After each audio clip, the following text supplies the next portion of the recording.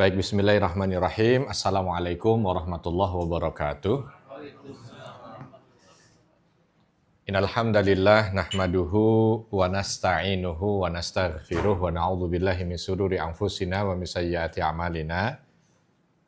May yahdihillahu fala mudilla lahu wa may yudlil fala hadiyalah. Asyhadu an la ilaha illallah wahdahu la syarikalah wa asyhadu anna Muhammadan abduhu wa rasuluhu la nabiyya ba'dah.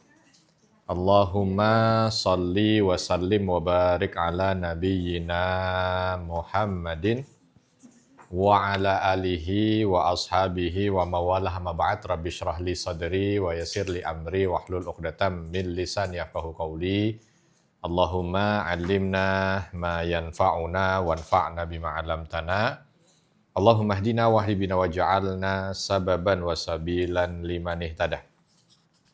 Segala puji hanya bagi Allah, salawat dan salam semoga senantiasa tercurah kepada junjungan kita Nabi besar Muhammad sallallahu alaihi wasallam.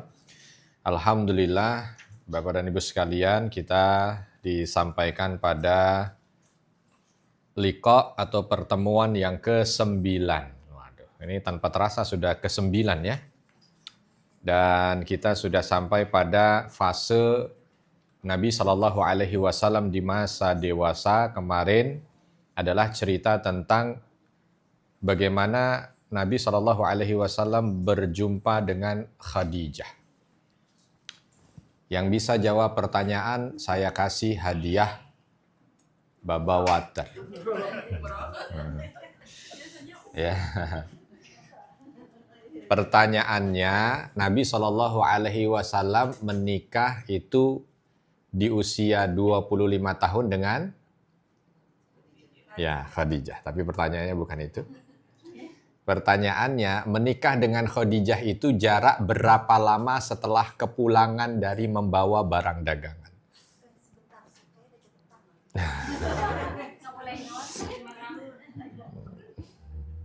Berapa lama ya kira-kira?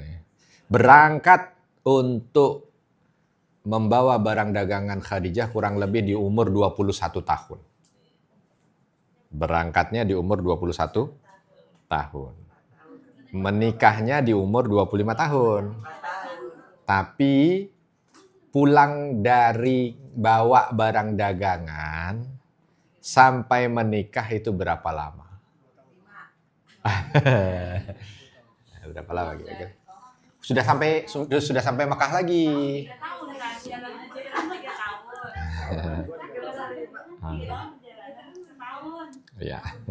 Ya, karena edisi khusus, judulnya edisi khusus, maka hari ini edisi khusus juga pengajiannya, pokoknya isinya tanya semua.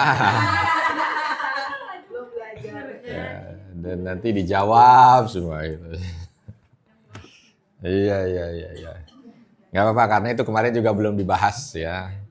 Jadi kita cerita kemarin kurang lebih Nabi Shallallahu Alaihi Wasallam itu ketika mulai terkenal namanya, lalu beliau akhirnya masuk radar Khadijah untuk bisa membawa barang dagangan. Akhirnya ditanya oleh Khadijah mau atau tidak membawa barang dagangannya, oleh Nabi diiyakan. Berangkatlah Nabi bersama dengan Maisarah membawa dagangan Khadijah. Dan Maisarah ini ditugaskan oleh Khadijah radhiyallahu anha ummul mukminin kala itu hanya sekedar untuk mencatat. Pokoknya apa yang dilakukan oleh Muhammad, catat. Nah, catatannya ini sebenarnya yang penting untuk dikoreksi. Bukan dikoreksi, untuk dipelajari kok dikoreksi. Belum pernah kan mempelajari catatan Maisarah? Belum.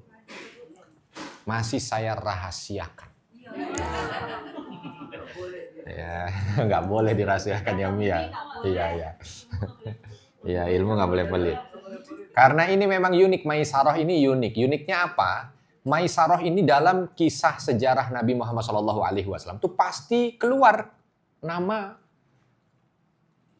orang ini. Nah, gitu ya. Pasti keluar nama orang ini, pasti dalam cerita itu ada, nggak mungkin nggak ada. Walaupun itu mungkin buku sejarah yang simple, pendek, tapi Maisarah pasti ada. Apalagi yang kalau dia tebel, ya. Tapi masalahnya Maisarah ini, kalau dalam istilah sandiwara, itu keluarnya hanya di scene ini aja. Nah, hanya di episode ini aja. Habis itu udah ngilang, nggak ada lagi cerita Maisarah ini kemana. Padahal bahasanya ya, memiliki peran penting ya. Sebab detik-detik bertemu dengan Khadijah, Maisarah ada. Bahkan Maisarah ini melakukan perjalanan bersama dengan Nabi Muhammad SAW itu lebih dari 3 tahun. Orang bersama selama 3 tahun dalam kondisi perjalanan pada masa itu pasti akan mengenal dalam. Ya, 3 tahun bayangkan. Makanya catatannya itu Masya Allah, luar biasa harusnya. Karena tugasnya yang diberikan oleh Khadijah adalah mencatat. Kemarin kita juga sudah bahas laporan dari ketika pulang membawa untung yang begitu berlipat. Karena memang Nabi SAW ketika datang di satu tempat, beliau itu berdagang dengan sesuatu yang tidak biasa orang melakukannya. Bahasanya begitulah ya. Jadi kalau orang pada nyari jalan utama pasar, beliau malah justru di pojokan. Nah, kalau datang ke sana rata-rata orang pada berbohong, maka beliau justru menunjukkan modal. Kalau datang ke sana orang itu dipersulit untuk membeli sesuatu, beliau masuk ke situ justru mempermudah segalanya. Jadi kurang lebih yang kita bahas di pertemuan kemarin, ya termasuk bagaimana cara dagangnya Nabi yang ditangkap oleh Maisarah juga kita ceritakan. Dan yang terpenting yang nanti diceritakan diceritakan kepada Khadijah radhiyallahu anha adalah ketika ada hal penting di luar masalah dagang. Karena ada seorang yang datang kepada Maisarah di saat Nabi lagi tidur. Tidurnya di pohon. Ya. Nyandar di pohon. Siapa yang sudah datang ke pohon itu? Yang disebut pohon Sohabi, siapa yang sudah pernah? Nah, 1, 2, 3, 4, 5, 6. Oh, ada juga ya sudah. Ya berarti sudah ketemu dengan sahabat Nabi. Iya, sahabat Nabi. Ada sahabat Nabi yang masih hidup. Sahabat. Ya. Walaupun wallahu a'lam bener apa enggak. Ya udah anggap aja bener lah. Orang kita udah kesana jauh-jauh ya. Masa enggak bener. Anggap saja benar. Nah itu Nabi lagi bersandar di situ, ya tentu belum jadi Nabi karena usianya masih 20 tahun. Kan. Begitu bersandar di sana, lagi tidur, tiba-tiba Maisarah yang sedang ngurusin segala dagangan, datang seorang pendeta namanya Nasturah. Ini pendeta bilang, siapa pimpinan kalian? Terus Maisarah kala itu merasa ini ada sesuatu yang perlu disampaikan mungkin. Maisarah yang datang, pimpinan kami yang lagi tidur itu. Kamu siapa? Saya asistennya. Ditanyalah siapa orang yang lagi tidur itu? Muhammad. Dari mana asalnya? Mekah. Waktu dia lahir, bapaknya ada, lalu setelah itu bagaimana? Terus kan nggak mungkin Maisarah jawab kalau nggak kenal kan? Dari mana Maisarah kenal tentang pribadi Nabi? Dari mana Maisarah kenal tentang pribadi Nabi? Dari CV yang masuk. Ya kan? Karena ketika mau masuk dengan Khadijah, bagaimana? Kan Khadijah yang mencoba untuk melihat bagaimana orang-orang yang ada di Mekah, salah satunya adalah Nabi Shallallahu Alaihi Wasallam. Ya. Akhirnya diceritakan semuanya, Nasturah yang bilang, ini kalau bukan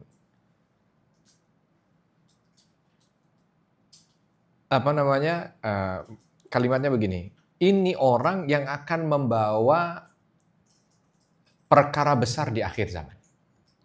Ya, ini orang yang akan membawa perkara besar di akhir zaman. Kalau nanti aku berjumpa dengannya dan ternyata yang disampaikan itu benar, maka aku akan menjadi pengikutnya. Nah itu yang akhirnya membuat Maisarah kala itu berpikir, dan itu yang dilaporkan nanti kepada Khadijah. Belum lagi ketika jalan pulang, jalan berangkat, nggak pernah panas. Sebab dipayungi awan. Kemarin kan saya udah bilang sama Pak Sisko, coba dicek kalau lagi jalan dipayungin awan apa enggak. Ya. Karena kalau dipayungi awan, jangan gitu ya. Nih jangan-jangan hujan, jangan-jangan apa kan, jangan-jangannya lain-lain. Hah? Iya. Batu ketika jalan ngucap salam. Ya, kan itu kan sesuatu yang mungkin menjadi catatan khusus buat Maisarah. Nah, begitu sampai Nabi udah laporan, Nabi nggak pernah laporan hal yang ini. Nabi laporannya tentang dagangannya. Laku banyak, ini untung besar apa segala macam. Khadijah nggak terlalu kaget dengan masalah keuntungan, sebab Khadijah ini pedagang unggul. Ya, kalau cuman untung aja itu udah biasa. Ya, cuman diterima. Ya. Nah, begitu laporan Maisarah yang masuk baru. Nah, ini cocok dengan mimpi saya. Nah, kenapa? Karena Khadijah sebelum kedatangan Nabi kembali ya dari perjalanan dagangnya, mimpinya apa? Mimpinya ngelihat ada ketika di dalam mimpi melihat bintang. Ya, bintangnya cakep banget. Akhirnya saking terpesonanya dengan bintang, tiba-tiba bintang itu menjauh. Begitu bintang itu menjauh diikuti, nah nggak lama ketika diikuti justru bintangnya itu jatuh masuk ke dalam rumah. Ya, jatuh masuk ke dalam rumah. Belum sempat ngelihat apa yang terjadi di rumah, tiba-tiba bangun. Nah, begitu kadang-kadang mimpi kan begitu ya. Nah, kalau dilanjutin bukan mimpi. Ya, akhirnya bingung. Karena kalau bicara mimpi itu, di zaman Nabi dulu, para sahabat itu, ada mimpi yang ditafsirkan, ada yang mimpi tidak ditafsirkan. Ya. Jadi, dulu di antaranya Anas bin Malik radhiyallahu anhu itu punya keinginan, karena ngelihat beberapa sahabat tuh setiap subuh, habis subuh gitu, datang ke Nabi, di antaranya tanya, minta ditafsirkan mimpinya. Rasul tadi malam saya mimpi begini, Rasul tadi malam saya mimpi. Ditafsirkan. Kadang-kadang di sebelahnya ada Abu Bakar. Dan Abu Bakar kadang-kadang seolah minta kesempatan kepada Nabi, biar saya yang nafsirkan ya Rasul. Wah gitu. Karena memang Abu Bakar sebelum datangnya Islam itu terkenal dengan 3 ilmu. 3 cabang ilmu yang dikuasai oleh Abu Bakar dan itu menjadi favoritnya orang Mekah. Apa dia? 1, ilmu tentang nasab. Jadi ada orang kalau dia nggak tahu nasabnya itu siapa, datang aja ke Abu Bakar, cuman jelasin siapa bapaknya, siapa ibunya, dari kabilah mana, tiba-tiba nanti ketemu tuh nasabnya. Yang kedua, ilmu tentang sejarah Arab. Nah, yang ketiga ini nih, ilmu tentang tafsir mimpi. Makanya pojoknya Abu Bakar ketika dulu berada di seputaran Ka'bah sebelum Islam datang, itu ramai didatangi orang. Ya. Nah, Abu Bakar kadang-kadang meminta kesempatan untuk menafsirkan. Anas bin Malik melihat, ya Allah, mudah-mudahan aku diberikan kesempatan mimpi supaya aku tanya tafsirannya kepada Nabi. Yang maksudnya bukan nggak pernah tidur nggak pernah mimpi, nggak. Cuman mimpi yang bisa ditafsirkan itu ada syarat dan ketentuannya. Ya, ada syarat dan ketentuannya. Kalau syarat, siapapun termasuk kita, kalau syarat dan ketentuannya itu ada, boleh ditafsirkan, nggak apa-apa. Karena dulu para sahabat datang kepada Nabi, setelah Nabi datang pada sahabat, datang ke yang lain untuk saling menafsirkan satu dengan yang lain. Tapi kita bukan belajar tafsir mimpi, kita lagi belajar sejarah Nabi. Gitu. Ya, syarat dan ketentuannya bagaimana nanti kalau ada kajian khusus berkaitan dengan masalah mimpi. Khadijah bermimpi seperti itu, datang kepada Waraqah, ditanya kepada Waraqah, Waraqah jawab, itu pertanda bahwa akan datang ke rumahmu orang yang akan memiliki perkara agung di akhir zaman. Mikir Khadijah, siapa, apa maksudnya, datang ini bagaimana, terus menjadi rahasia, ya, menjadi teka-teki, bukan menjadi rahasia, menjadi pertanyaan, menjadi teka-teki. Apa kira-kira? Nggak lama dari itu, rombongan Nabi datang. Kala itu belum jadi Nabi ya. Rombongan Muhammad dan Maisarah datang. Masih fresh nih. Pertanyaan itu masih mengitari kepala Khadijah. Datang. Nabi tiba-tiba datang laporan keuntungan. Ya nggak terlalu digubris. Karena yang dipikirkan bukan sekedar keuntungan. Yang dipikirkan apa makna bintang jatuh. Dan selesai tiba-tiba Maisarah cerita lagi, ya standar lah, oke ya. Cerita ketemu Nasturoh. Aduh, ini nih. Gitu. Diceritakan ada kalimat yang sama antara kalimat penggalan yang disampaikan oleh Waraqah dan yang disampaikan oleh Nasturoh. Itu yang seolah membuat Khadijah langsung connect. Apa ini? Dan apakah Muhammad orangnya? Dan pokoknya mulai dari situ itu wajahnya itu nampak kayak orang habis gajian lah gitu. Ya, gimana orang habis gajian? Gimana orang habis gajian? Ya, sering gajian tuh. Ya kadang-kadang bingung sendiri gitu ya. Kadang apa? Ada sahabat Khadijah itu yang sangat dekat dengan Khadijah, namanya Nafisah. Setiap datang kok temanku yang satu ini kok kayaknya agak beda dengan yang lain. Ya, agak beda dengan sebelum-sebelumnya, biasanya begini, biasanya tegas, biasanya. Tiba-tiba kok kayak ditanya, ada apa? Ada yang kamu pikirin? Khadijah kaget sambil bilang, enggak ada. Jangan bohong. Akhirnya sampai intinya, detailnya kemarin udah saya ceritain ya. Tapi intinya Khadijah akhirnya menyampaikan, ya ada satu pikiran. Apa pikiranmu? Tentang seorang pemuda. Wah, katanya Nafisah. Ya udah kalau begitu siapa orangnya biar saya lamarin. Bukan masalah lamar. Bukan masalah lamar. Tapi begini. Tapi Nafisah yang bisa menerjemahkan apa yang disampaikan oleh Khadijah, akhirnya menyampaikan kepada Nabi SAW. Karena kebetulan Nafisah ini punya hubungan keluarga kerabat dengan Nabi juga. Ditanya, Muhammad, kamu itu usia udah 25 tahun. Ini jarak 1 bulan nih, jarak 1 bulan setelah datang. Jarak 1 bulan setelah pulang dari perjalanan dagang. Kamu itu usia udah 25 tahun. Kenapa nggak menikah? Nabi menjawab ya seperti kebanyakan jawaban orang-orang. Ya, apa yang harus saya apa yang harus saya bawa dalam pernikahan saya? Ya, artinya saya belum punya apa-apa. Terus kata Nafisah bertanya kepada Nabi kala itu, Muhammad, kalau ada seorang wanita kaya raya, cantik jelita, punya kedudukan, adab dan akhlaknya baik, pintar lagi, menerimamu apa adanya, apakah kamu mau? Nabi jawabnya, enggak, kalau mau itu bukan Nabi.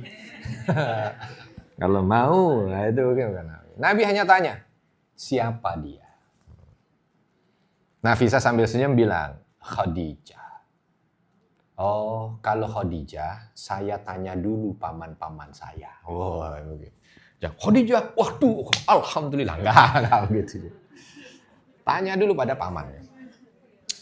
Akhirnya pulang tanya kepada pamannya, Abu Thalib juga bukan sembarang memang. Abu Thalib ini yang tahu tentang Nabi dari kecil, dari usia 10 tahun kan udah melakukan berbagai macam aktivitas dengan Abu Thalib. Abu Thalib ketika diceritakan seperti itu bukan girang, gembira, apa segala. Enggak.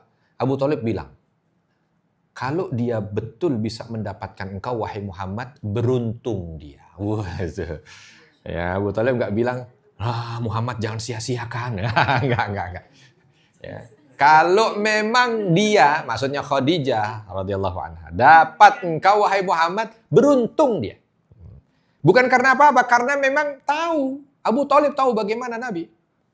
Yang dapat julukan Al-Amin di masa remajanya, kalau melaksanakan sesuatu itu mampu untuk bisa melaksanakan, membuat puas semua orang, etos kerja. Barusan terakhir disuruh bawa barang dagangan, nggak pernah Khadijah keuntungannya seperti itu, keuntungan berkali lipat. Banyak sekali. Apalagi nanti dulu teringat masa dulunya kan, bagaimana Nabi ini kalau lagi makan bersama dengan anak-anaknya Abu Thalib, seberapa banyak pun makanan yang ada di meja, itu pasti semuanya merasa kenyang. Ya, karena keberkahannya. Beda dengan kita, seberapa pun banyak yang ada di meja. Kalau ada kita, semuanya kurang. Ya, itulah bedanya.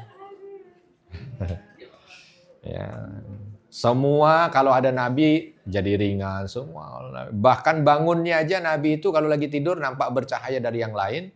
Dan kalau bangun tidak ada bekas seperti orang baru bangun dari tidur. Kita ini enggak. Ya. Ya, kita ini lagi pengajian aja nampak kayak orang Tidur. Mungkin kalau dulu mungkin Nabi itu kalau Nabi mungkin ya orang lagi tidur aja nampak seperti pengajian. Kalau kita ini orang pengajian nampak seperti tidur memang lain. Bukan nampak Ustadz memang betul tidur. Ah ya itu. Nah akhirnya Abu Thalib yang bilang kalau memang dia dapat kamu maka beruntung dia.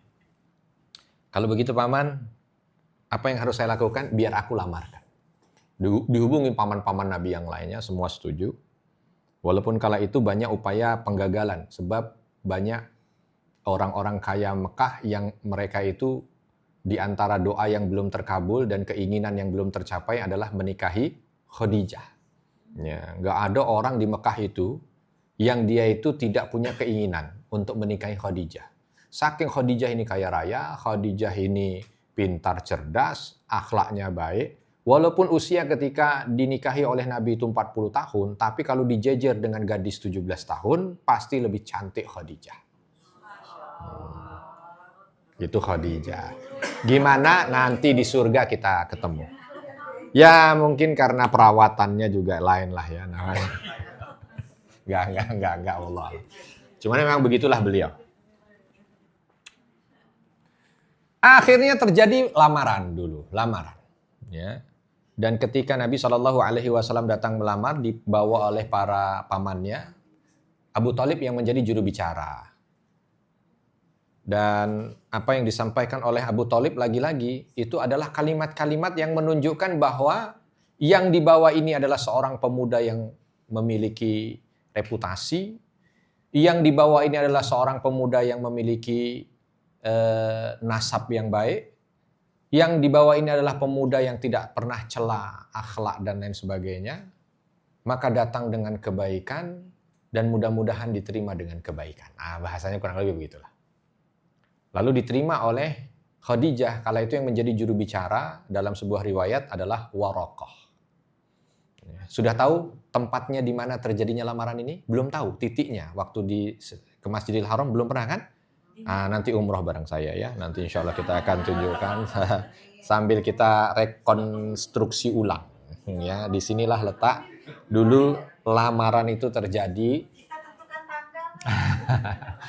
Ya, lamaran itu terjadi dan akhirnya kala itu dilamar Khadijah dengan dalam satu riwayat 20 ekor onta terbaik. Ya kalau sekarang mungkin dilamar dengan 20 Mercedes-Benz S-Class. Kurang lebih begitu lah. Iya nggak sih? Saya salah nggak Pak Widi? Bener ya itu ya, bener ya. Ya artinya kala itu onta itu sesuatu yang paling mewah. Ya. Lah kok katanya Nabi gembala kambing punya harta segitu? Kan habis dapat keuntungan dari dagang. Ya, membawa barang dagangannya Khadijah. Bawa barang dagangan Khadijah. Mungkin semua yang didapatkan itu langsung dijadiin mahar. Ya. Karena memang yang didapatkan bukan sembarangan. Nah mulai dari situ banyak yang jadi musuh Nabi. Sebab patah hati. Ya, termasuk diantaranya Abu Jahal. Ya, Abu Jahal itu kan orang yang betul-betul punya keinginan menikahi Khadijah, tapi ternyata kalah dengan Nabi Muhammad SAW. Kurang lebih begitu, sampai akhirnya terjadi pernikahan. Pernikahan penuh dengan keberkahan. Nabi SAW itu punya 6 anak dari Khadijah. Ya, Nabi itu 6 anak dari Khadijah, 1 anak dari Maria Al-Qibtiyah. Ya. 6 anak dari Khadijah dulu. 6 anak dari Khadijah. Betul ya 6 ya? Ya. 2 laki, 4 perempuan. 2 yang laki meninggal masih kecil. Umur 3 tahun, umur 2 tahun meninggal. Dari Khadijah nih. Ya. 4 perempuan hidup. Zainab, Ruqayyah, Ummu Kulthum, Fatimah. Ya, Fatimah memang anak terakhir dari wanita ini. Dari yang berjenis kelamin wanita. 3 wafat sebelum Nabi wafat. Jadi tinggal tersisa 1 putri Nabi yang wafatnya itu setelah Nabi. Fatimah saja. Dan Fatimah itu jaraknya hanya 6 bulan saja. dari wafatnya Nabi, Fatimah meninggal dunia. Makanya ketika Fatimah melihat ayahandanya dalam kondisi sakaratul maut begitu, nangis Fatimah. Lalu diminta oleh Nabi untuk mendekat. Dibisiki oleh Nabi. Begitu selesai dibisiki, tersenyum. Nggak lama dari itu meninggal. Aisyah ada di sebelahnya. Aisyah ini orang paling penasaran. Kok tiba-tiba senyum? Mau tanya kondisinya lagi kurang pas. Sebab Nabi lagi sakaratul maut. Selesai dari pemakaman, datangin Fatimah. Fatimah, kamu tadi dibisikin apa oleh ayahmu? Kata Fatimah, sebenarnya aku tidak ingin memberitahu, tapi untukmu aku beritahu. Jadi ayahku tadi, ketika aku dalam kondisi yang sangat sedih itu, ayahku bisikin, kemungkinan ayahmu ini tidak lama lagi. Nangisnya makin menjadi, tapi dibisiki lagi, insya Allah engkau yang paling cepat menyusulku. Diam, senyum. Makanya bapak-bapak besok, kalau udah sakaratul maut, nangis nih istri, panggil aja.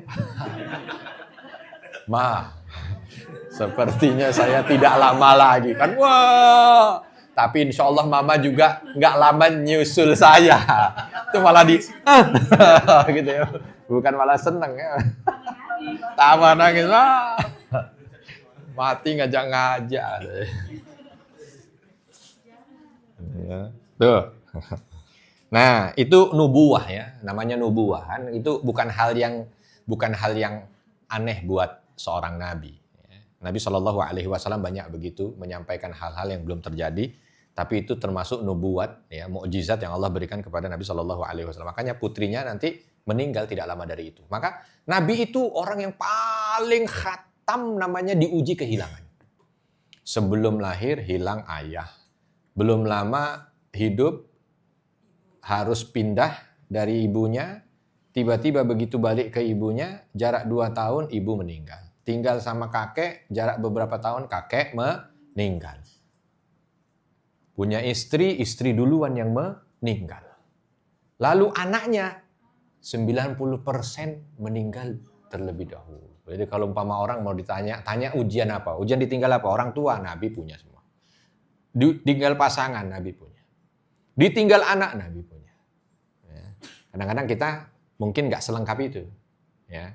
Kalau ditinggal orang tua, mungkinlah karena dari segi umur orang tua lebih tua. Tapi kalau ditinggal anak belum tentu. Ya kan, karena anak-anak biasanya lebih muda. Ditinggal pasangan ya nasib-nasiban. Ya, kalau duluan dia ya berarti dia yang meninggalkan, kalau duluan pasangannya berarti dia ditinggalkan. Tapi Nabi semuanya ada. Ya, semuanya lengkap.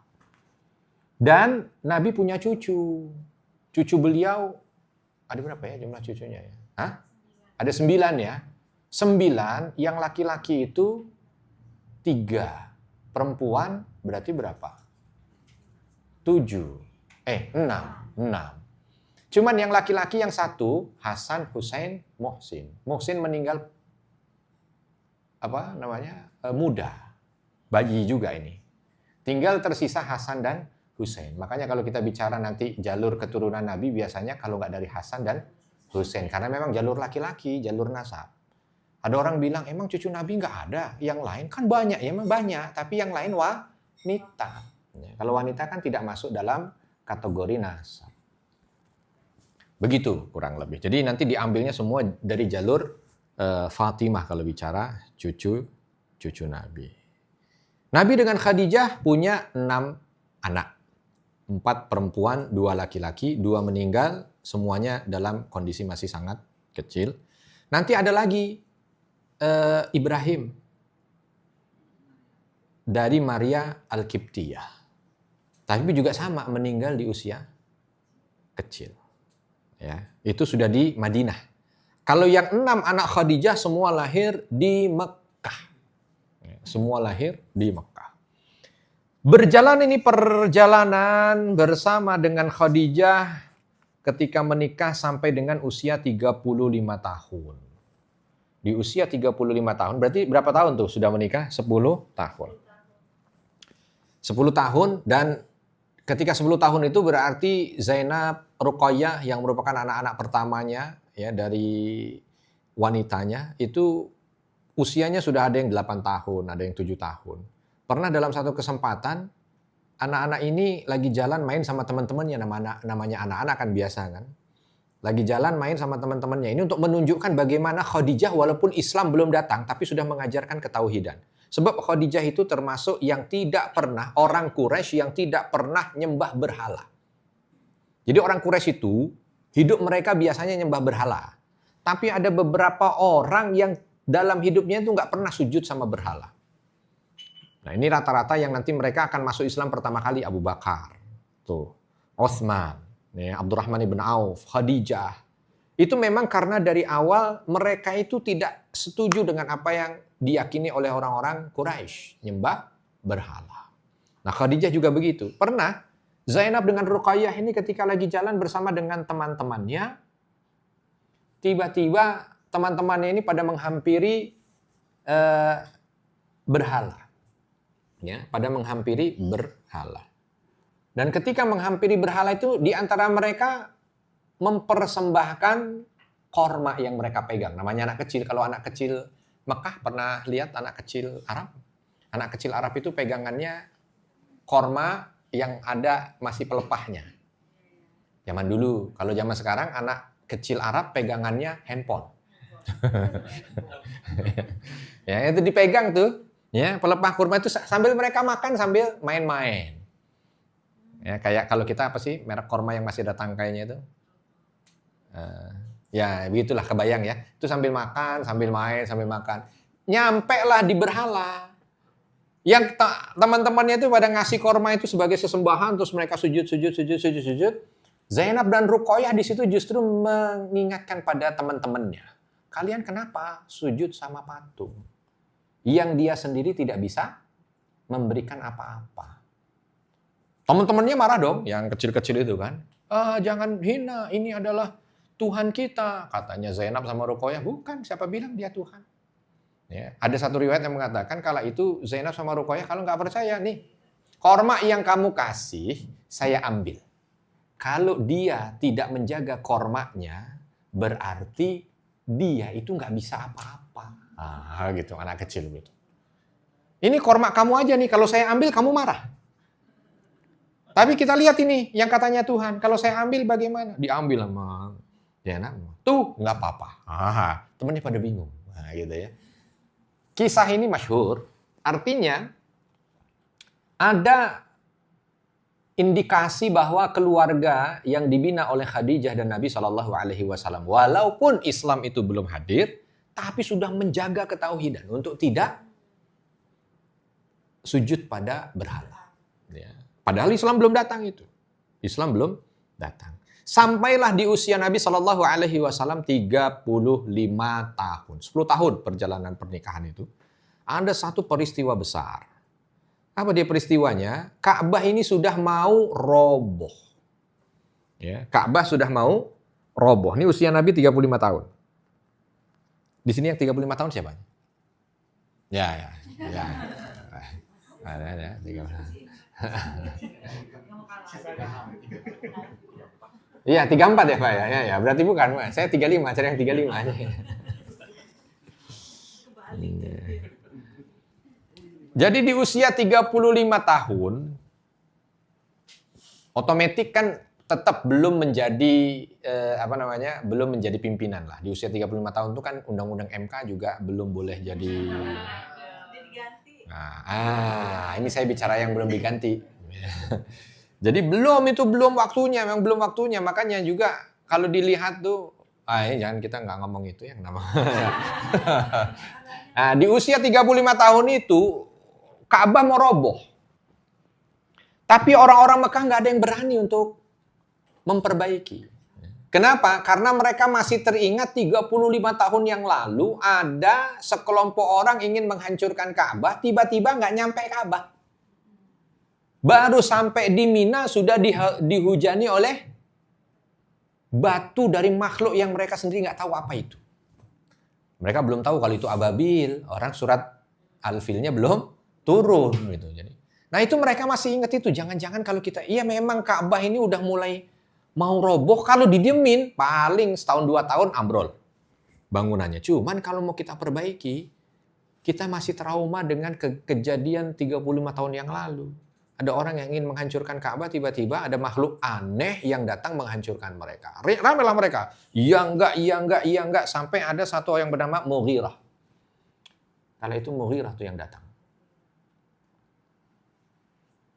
Begitu datang dia, bilang sama yang lain, saya ini termasuk pimpinan kalian. Biar kalau ada apa-apa, saya yang bertanggung jawab. Kalau ini Ka'bah nggak direnovasi, nanti kita akan melihat Ka'bah dalam kondisi yang sudah rusak.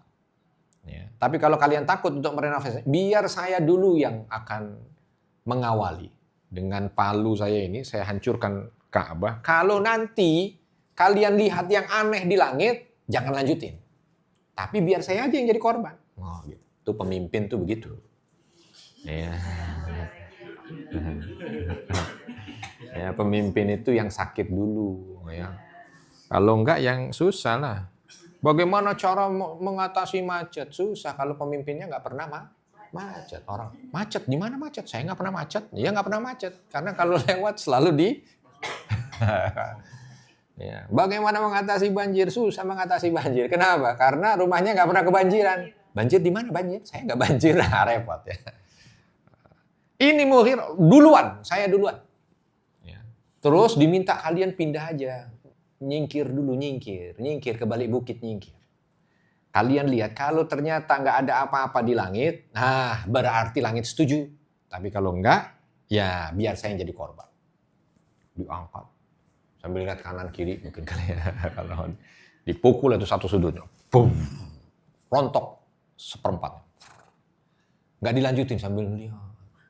Yang lain juga di balik bukit ngeliatin. Apa ada suara apa enggak. Sudut yang kedua dihancurkan. Setengahnya. Nggak nunggu sampai selesai. Semua akhirnya turun. Ya. Merasa bahwa sudah dapat izin dari langit. Ya. Sehingga mereka habisi semuanya. Batu-batunya mereka kumpulkan. Mereka tinggal disisakan pondasinya. Barulah mereka mereka-reka. Gimana mau kita bikin nih?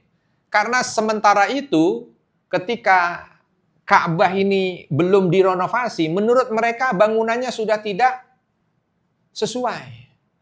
Ya, bangunannya itu dulu ketika pertama kali dibangun, itu atapnya nggak ada, bolong. Ya, atapnya bolong. Yang lucunya atapnya bolong, dikasih pintu. Dan ketika mereka itu punya barang berharga, contoh misalkan punya barang berharganya apa? Emas 200 kilo. Gitu. Ya, ketika dia punya emas 200 kilo, menurut mereka supaya harta ini berkah, mereka harus taruh di dalam Ka'bah.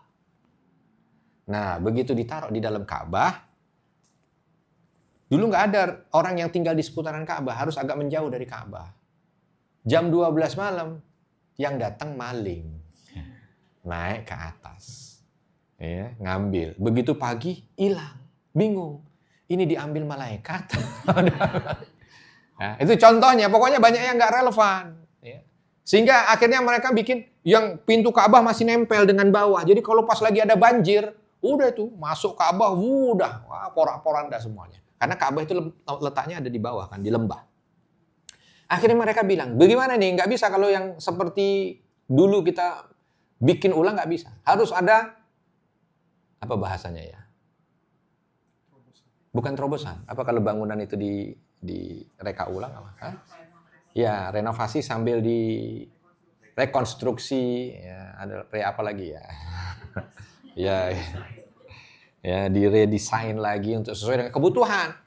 Dinaikkan, jangan nempel pintu ke bawah, ya kan? Terus ditutup atapnya, dikalkulasi lah oleh mereka. Terus mereka sudah mengkalkulasi itu, belum langsung, baru nulis RAB ditulis.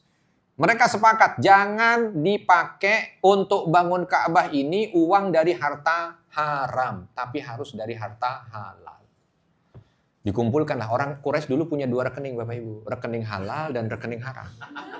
Iya, punya 2 rekening. Jadi kalau yang yakin ini halal, masuknya pos halal. Tapi kalau dia yakin ini haram, masuknya haram. Nah kalau kita ini, mereka lebih bagus, lebih jujur. Kita nggak halal haram. Ya, contoh, mereka dagang, sambil dagang ada unsur menipunya. Nggak dimasukin di sini. Masukinnya ke sono. Ada unsur apanya misalkan? Ada unsur menzolimi, masukkan. Ternyata kekayaan mereka itu lebih banyak di haramnya dibanding yang halal. Sebab begitu dilihat RAB, dikumpulkan uang yang halal, itu sudah dikumpulkan semua orang Mekah punya uang, masih kurang. Wah, nggak cukup ini untuk bangun. Terus bagaimana? Coba dengan uang yang ada direka-reka lah. Akhirnya direka-reka, bisanya hanya Ka'bah dibangun kota, tidak seperti asalnya. Karena Ka'bah yang kita lihat sekarang itu bukan asalnya begitu. Ya. Aslinya Ka'bah itu seperti bentuk kotak, lalu ada setengah lingkaran. Hijr Ismail itu dulu naik ke atas. Hijr Ismail itu dulu naik ke atas, terus gabung, jadi bukan bentuk kotak. Hijr Ismail itu naik ke atas, ya setengah itu sama-sama tinggi. Tapi begitu ditulis RB, nggak bisa. Mana yang mau kita korbankan? Ya udah, yang dikorbankan Hijr Ismailnya. Lalu dibikinlah Ka'bah itu kota. Ya, dibikin Ka'bahnya kota, terus Hijr Ismailnya kala itu hanya dibikin tonggak saja. Makanya ketika Aisyah radhiyallahu anha minta kepada Nabi, Rasul, saya ingin sholat di dalam Ka'bah. Kata Nabi, nggak usah masuk ke dalam Ka'bah yang ada, cukup kamu masuk Hijr Ismail, itu kamu sudah sholat di dalam Ka'bah. Ya, sholat di dalam Ka'bah. Karena itu dulu masuk bahagian Ka'bah ke atas. Akhirnya dibuat, oke, kalau begitu, set, tanda tangan, dibikin kotak aja. Ya, lalu pintu cuman satu. Ya, terus di setengah lingkarannya supaya untuk menandakan bahwa itu masih masuk bahagian dalam Ka'bah, tapi karena uang yang tidak cukup tadi, akhirnya dibikin patok-patok saja. Ya, ini komitmennya orang Quraisy loh, yang akhirnya dihargai oleh Nabi. Karena dia komitmen menggunakan itu hanya khusus untuk harta halalnya. Kok ada sekarang koruptor yang dia ngomong untuk membersihkan harta korupsiku, aku gunakan sekiannya untuk bangun masjid. Nah, itu kan kalah sama orang Quraisy. Quraisy tuh ngambilnya yang halal aja untuk bikin Baitullah ini, bukan dengan harta yang lain. Dibikin, selesai. Tinggal sisa terakhir. Nabi ikut juga dalam proses perbaikan renovasi Ka'bah ini, Nabi ikut ngangkat. Ya, Nabi ikut ngangkatin batunya ya, untuk dibawa oleh paman-pamannya ya. Bahkan ada dalam beberapa riwayat itu Nabi sampai jatuh ketika beliau naik di atas Ka'bah, itu beliau jatuh ya. Tapi ketika jatuh tidak tersingkap satupun dari aurat Nabi Shallallahu Alaihi Wasallam. Beberapa riwayat yang adalah, tapi Nabi ikut serta. Ketika selesai ada satu masalah, Hajar Aswad ditaruh di pojok. Karena waktu dihancurkan kan Hajar Aswadnya diambil dulu, lalu diletakkan untuk nanti dikembalikan. Sudah selesai, tempatnya sudah ada, Hajar Aswadnya yang belum ditaruh. Ribut orang-orang Quraisy. Saya yang naruh, jangan, kami, tidak. Hampir perang. Gara-gara Hajar Aswad. Singkat cerita, mereka sepakat. Jangan perang. Gini aja, kan dulu Masjidil Haram itu ada gerbangnya, ada gerbang. Ada satu gerbangnya sekarang mungkin dekat dengan Babul Fatah ya, atau Babul Umroh lah, kurang lebih situ. Ya, arah bab Nabi kalau dari arah sa'inya. Nah, itu gerbangnya di situ. Dulu di situ ada Darun Nadwah. Nah, ketika mereka lagi ribut begitu, akhirnya mereka sepakat kita diam dulu. Pokoknya yang masuk di gerbang ini, orang pertama masuk di gerbang biar dia jadi hakim. Gimana putusannya kita pakai? Yang setengah terima, yang setengah enggak. Siapa dulu yang masuk? Ntar jangan-jangan memang sudah dibikin skenario. Gitu ya. Begini-begini nih. Lagi ribut-ribut begitu, yang masuk Nabi. Masuk Nabi. Begitu melihat yang masuk Muhammad, langsung, kalau ini udah kita nggak perlu ribut. Kalau ini cocok. Kalau ini cocok saya. Saya juga cocok. Kalau udah cocok saya sudahlah. Nabi bingung, kok ngomong cocok ini apa? Gitu. Ya, kenapa? Diceritakan. Oh, baik. Diambillah rida beliau lagi ada bawa rida. Ya, Nabi itu punya pakaian modelnya berganti-ganti, tergantung dengan musim. Dan itu diistiqomahkan sampai beliau udah jadi Nabi sampai pindah ke Madinah. Makanya kalau melihat pakaian Nabi, ada yang Nabi itu pakainya burdah, ya, burdah itu jubah besar gitu. Ada yang Nabi itu pakainya sorban hijau. Ada yang Nabi itu diikat kepalanya. Ada yang Nabi itu macam-macam. Nah, karena memang Nabi membiasakan itu untuk menyesuaikan pakaiannya dengan musim. Nanti kalau kita jumpa hadis, ketahuan itu hadis adanya di musim apa, kalau hadis itu menceritakan pakaiannya. Ya, karena pernah satu saat, contoh misalkan, Abu Bakar ketika melihat ada orang lagi menabuh sesuatu gitu ya, bahasa kita ada suara-suara musik yang keluar, Abu Bakar yang marah. Kenapa kalian ini celaka? Tiba-tiba ada keluar seseorang, kata Abu Bakar, di balik jubahnya mengatakan, biarkan wahai Abu Bakar. Aku lihat, ya Allah, itu Nabi. Oh baik. Lalu Nabi tutup lagi. Nah, berarti musim apa? Nah, musim dingin. Udah pinter ya. Kan nggak mungkin musim panas sama kerukupan begitu. Kecuali kalau lagi meriang. Ya, itu contoh. Ya, nanti bagaimana Nabi mengenakan lengan pendeknya ya di peperangan Khandaq. Ya, beliau diminta ketika itu beliau menggunakan lengan pendek lalu dengan kepala diikat. Berarti itu musim ya gitulah musim panas. Jadi enak gitu. Kalau ada ujian, saat perang Khandaq musim apa? Oh, kita tinggal lihat pakaiannya apa. Wah, gitu ya. Nabi bahkan tahu kondisi orang ketika ada yang datang ingin berjumpa dengan Nabi dan Nabi punya senjata dari pakaian. Ada datang kadang-kadang Nabi memakai pakaian merah, kadang Nabi memakai pakaian sutra, bukan sutra apa namanya?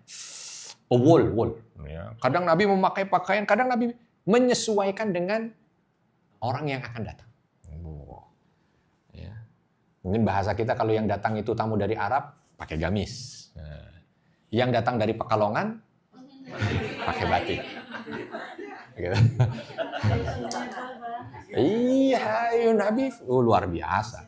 Ya. Dan kalau dilihat saya kalau lagi duduk di Mekah atau di Madinah gitu ngelihat orang dari segala penjuru dunia dengan model pakaian yang berbeda-beda, itu semua ada dalilnya di Nabi. Ya, kalau kita lihat ulama Nusantara, itu biasanya kan diulet. Nabi pernah begitu, bukan tidak pernah. Terus ada kita kalau ngelihat orang-orang Afghanistan tuh sorbannya cuman diselempengkan begini. Nabi pernah begitu. Ya, saya waktu contoh misalkan kalau kita baca Syama'il Muhammadiyah tentang pakaian Nabi, lalu duduk di Madinah atau duduk di Mekah gitu, sambil ngelihat orang dengan berbagai macamnya, itu semua ngikut cara dulu pernah Nabi berpakaian. Ya, cara Nabi berpakaian. Nabi pernah pakai sarung, pernah izar. Makanya orang Yaman, orang Indonesia sarungan. Ya, karena dulu Nabi juga pernah pakai sarung. Begitu ke bandara Indonesia ketemu dengan yang pakai pakaian ihram tapi kainnya warna kuning. Ya. Kemungkinan. Ya. Kan mirip. Ya kan mirip kan? Ya kan kuning gini. Pas tahallul juga lagi. Ya. Kita juga pulang dari umroh juga tahallul. Cuman masalahnya kita sudah pakai pakaian biasa. Beliau masih pakai pakaian ihram. Ini luar biasa.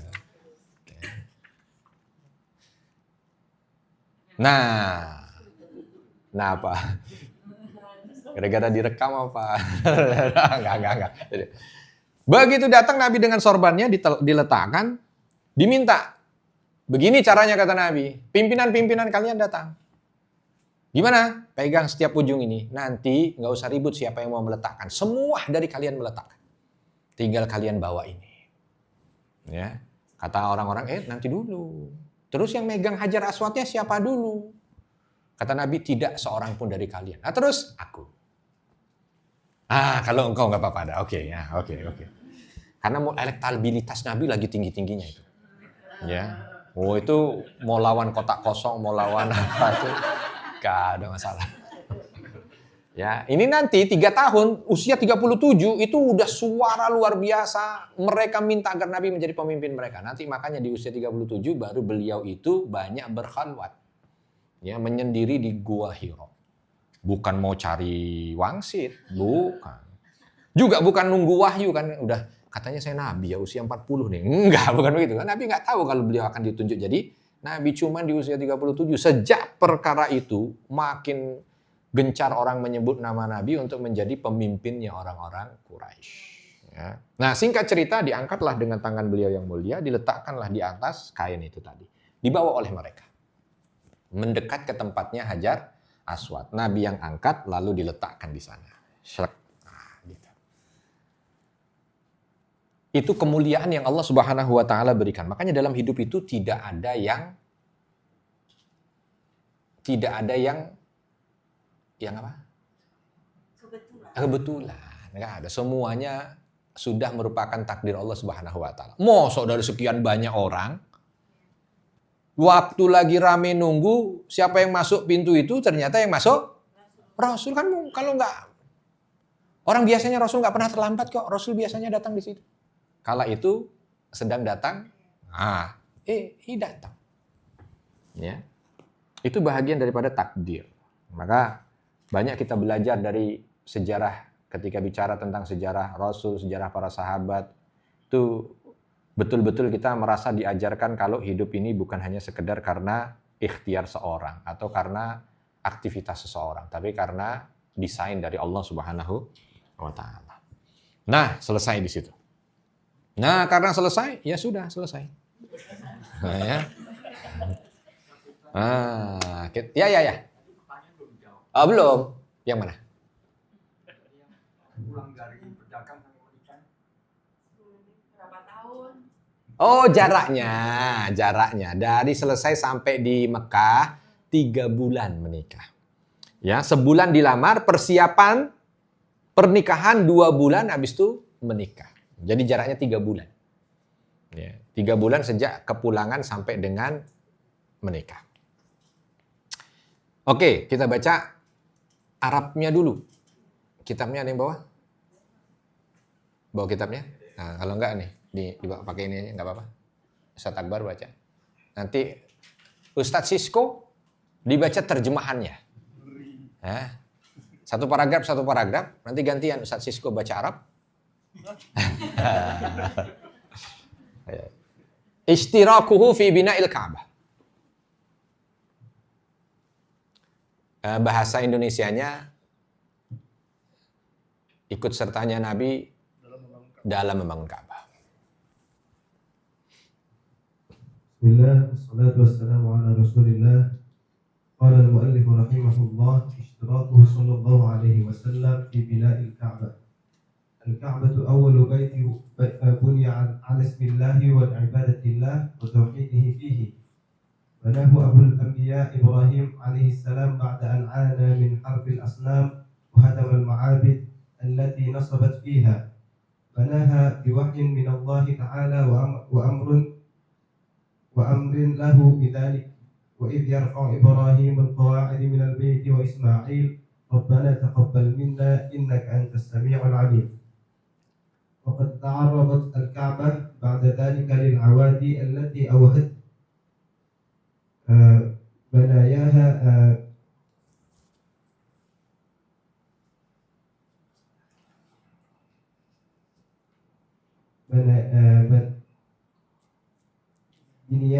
بنيانها وصدعت جدرانها. وكان من بين هذه العوادي سيل عرم جرف مكة قبل البعثة بسنوات قليلة، حيث زاد ذلك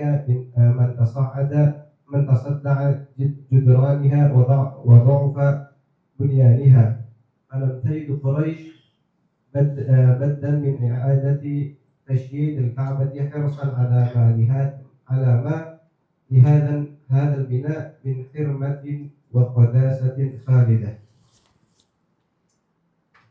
Sudah, ya, sampai di situ aja. Durus ibaratnya nggak usah. Terjemahannya ada mic-nya?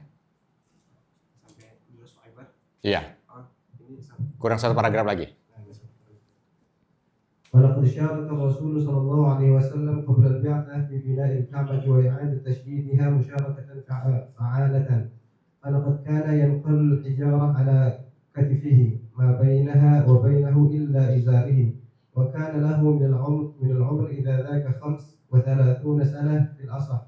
روى البخاري في صحيحه من حديث جابر بن عبد الله رضي الله عنه قال: لما بنيت الكعبة ذهب النبي صلى الله عليه وسلم والعباس ينقلان الحجارة، فقال العباس للنبي صلى الله عليه وسلم اجعل إزارك على رقبتك، فخر إلى الأرض وطمعت عيناه إلى السماء، فقال أرني إزاري فشده عليه.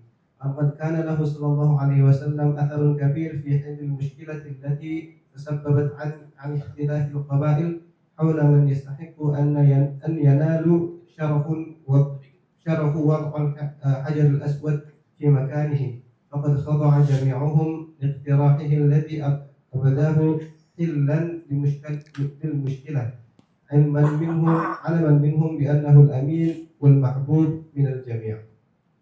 Ya. Bismillahirrahmanirrahim. Keikutsertaan Nabi Shallallahu Alaihi Wasallam dalam membangun Ka'bah. Ka'bah adalah rumah yang pertama kali dibangun atas nama Allah untuk menyembah Allah dan mentauhidkannya. Dibangun oleh bapak para nabi, Nabi Ibrahim alaihissalam, setelah menghadapi perang berhala dan penghancuran tempat-tempat peribadatan yang didirikan di atasnya. Ibrahim alaihissalam membangunnya berdasarkan wahyu dan perintah dari Allah. Dan ingatlah ketika Ibrahim meninggikan dan membina dasar-dasar Baitullah beserta Ismail, saya berdoa, Ya Rob kami, terimalah daripada kami amalan kami, sesungguhnya Engkaulah yang Maha mendengar lagi Maha mengetahui. Quran surah Al-Baqarah ayat 107. Setelah itu Ka'bah mengalami beberapa kali serangan yang mengakibatkan kerapuhan bangunannya. Di antaranya adalah serangan banjir yang menenggelamkan Mekah beserta beberapa tahun sebelum Bi'tsah, sehingga menambah kerapuhan bangunannya. Hal ini memaksa orang-orang Quraisy harus membangun Ka'bah kembali demi menjaga kehormatan dan kesucian bangunannya. Penghormatan dan pengagungan terhadap Ka'bah merupakan sisa atau peninggalan syariat Ibrahim alaihissalam yang masih terpelihara di kalangan orang Arab. Rasulullah SAW sebelum Bi'tsah pernah ikut serta dalam pembangunan Ka'bah dan pemugarannya. Dia ikut serta secara aktif mengusung batu di atas pundaknya. Pada waktu itu Rasulullah SAW berusia 35 tahun menurut riwayat yang paling sahih. Bukhari meriwayatkan dalam sahihnya dari hadis Jabir bin Abdullah radhiyallahu anhu, ia berkata, ketika Ka'bah dibangun, Nabi Sallallahu Alaihi Wasallam dan Abbas pergi mengusung batu. Abbas berkata kepada Nabi Sallallahu Alaihi Wasallam, sing-singkan kainmu di atas lutut. Kemudian Nabi Sallallahu Alaihi Wasallam turun ke tanah, sedang kedua matanya melihat-lihat ke atas seraya berkata, mana kainku? Lalu Nabi Sallallahu Alaihi Wasallam mengikat. Nabi SAW memiliki pengaruh besar dalam menyelesaikan kebelut yang timbul akibat perselisihan dalam menyelesaikan tentang siapa yang berhak mendapatkan kehormatan meletakkan Hajar Aswad di tempatnya. Semua pihak tunduk pada usulan yang diajukan Nabi SAW karena mereka semua mengenalnya sebagai Al-Amin, terpercaya dan mencintai. Ya. Itu apa yang terjadi di usia 35 tahun ya.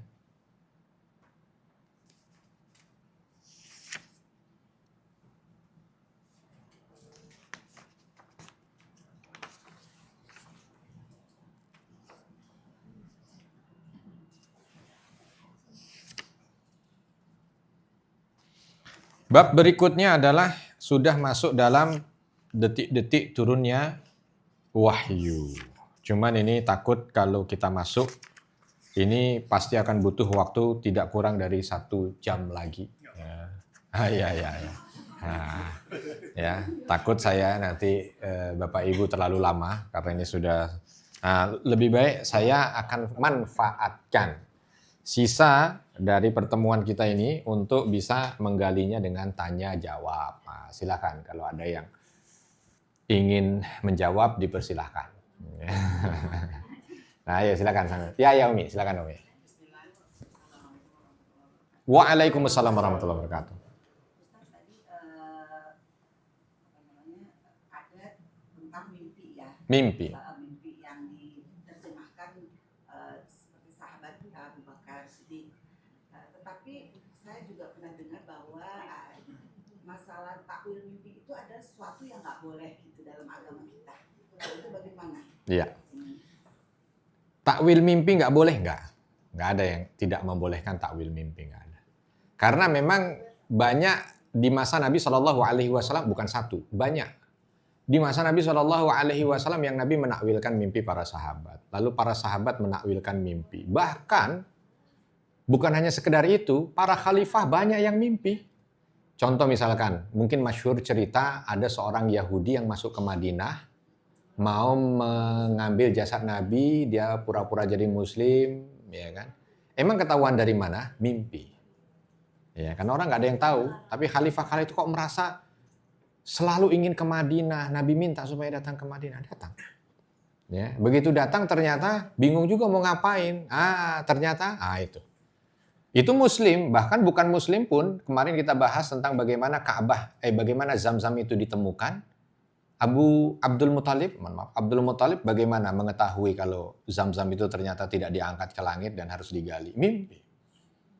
Ya, mimpi. Jadi mimpi itu dalam syariat bukan hanya sekedar buah atau bunga tidur, bukan. Ada petunjuk yang hadir di sana. Tentu nggak semua mimpi harus syarat dan ketentuan berlaku. Syarat.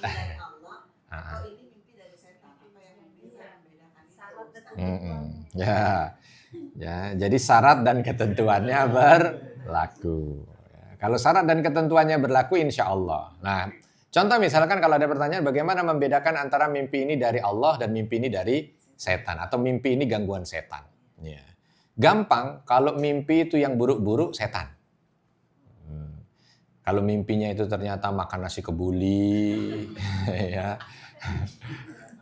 Itu mimpi baik insya Allah. Dan kalau ingat dari awal sampai akhir bisa ditakwil. Nah, jadi kalau mimpi itu diantara syaratnya kalau mau ditakwil ya harus utuh gitu. Jangan saya mimpi tiba-tiba lari, saya nggak tahu tapi larinya kenapa. Tapi itu nggak bisa Itulah yang ditunggu-tunggu oleh Anas bin Malik supaya punya mimpi yang bisa ditafsirkan oleh Nabi Shallallahu Alaihi Wasallam. Nah, begitu. Ya walaupun kita nggak boleh juga, pokoknya tiap malam nungguin mimpi, nggak harus begitu. Ya, karena memang petunjuk itu tidak harus datang lewat mimpi. Bahkan sampai orang istikharah pun bukan berarti istikharah itu jawabannya pasti dari mimpi, nggak juga gitu. Mimpi itu salah satu jalan di antara ribuan jalan yang terkadang orang itu diberikan isyarat oleh Allah Subhanahu wa taala. Ya, orang diberikan isyarat oleh Allah Subhanahu wa taala. Selama mimpi itu tidak hal-hal yang contoh misalkan ya tadi malam datang ayat baru kepadaku, ya itu udah nggak benar ya gitu ya, ayat baru jadi ayat ya ada tambahan lagi nih, Jibril datang ke saya melalui mimpi, ya nggak bisa diterima. Hal-hal yang berlawanan dengan akidah nggak bisa diterima. Tapi kalau hal-hal yang biasa saja ya, hal-hal yang jadi ada mimpi itu yang kalau kita bangun itu kayak nggak bisa dilupakan. Nah, dan itu utuh. Nah, itu mungkin kalau mau ditafsirkan, tafsirkan dengan yang itu.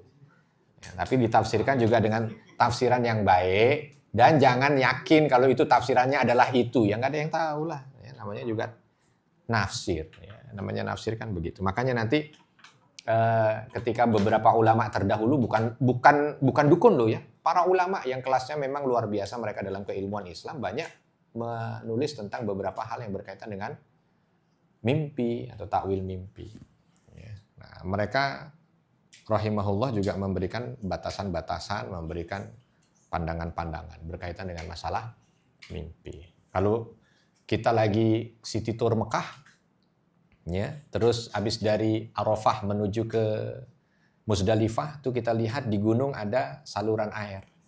Itu hasil dari mimpi. Iya kan?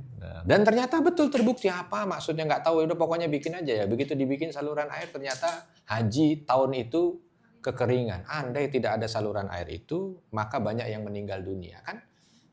Itu bukti empirik, nggak bisa tapi itu kan para pimpinan Ustadz Khalifah, iya yang terekspos. Ya namanya Khalifah kan terekspos. Ya kalau kita ya mungkin kita nggak terekspos. Kita naik pesawat jet pribadi nggak terekspos ya. Tapi kalau orang lain kan terekspos. Ya bedanya hanya terekspos atau tidak terekspos. Gitu aja. Nah, ya kan masalahnya hanya di sana.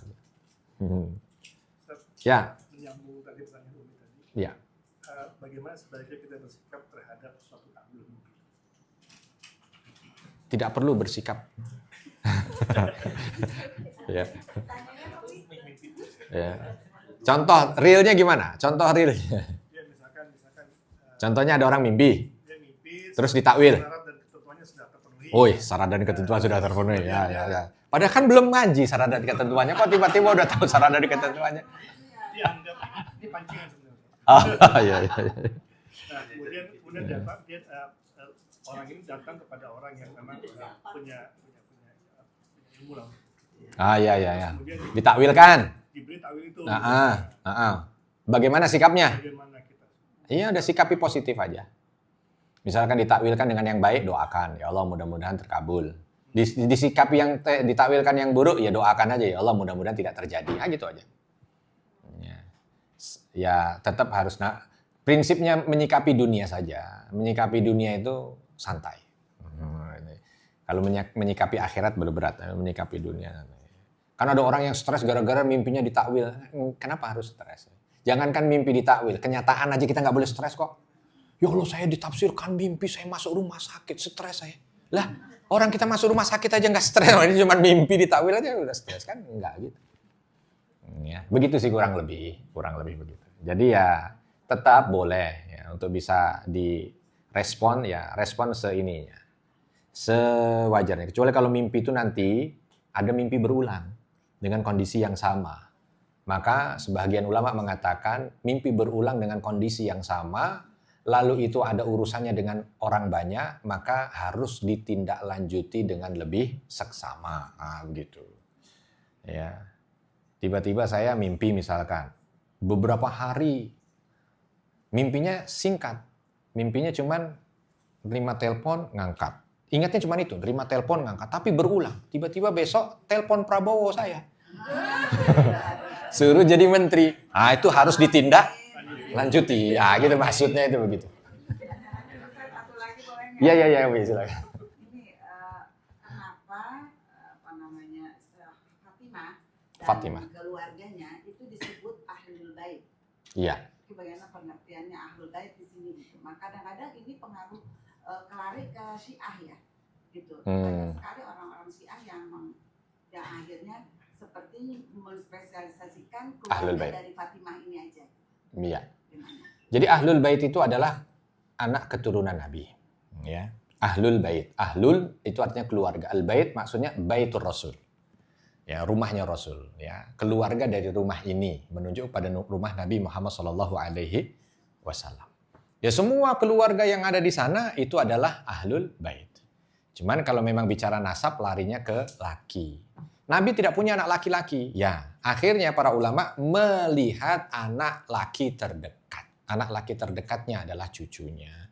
Maka kalau kita lihat banyak yang disebut sebagai ahlul bait itu larinya dari Hasan dan Husain. Misal contoh gitu ya. Terus ada satu kelompok yang dia itu mengagungkan. Sebenarnya kalau kita itu memuliakan ahlul bait bukan hanya hak satu kelompok atau kewajiban satu kelompok. Tapi semua umat Islam.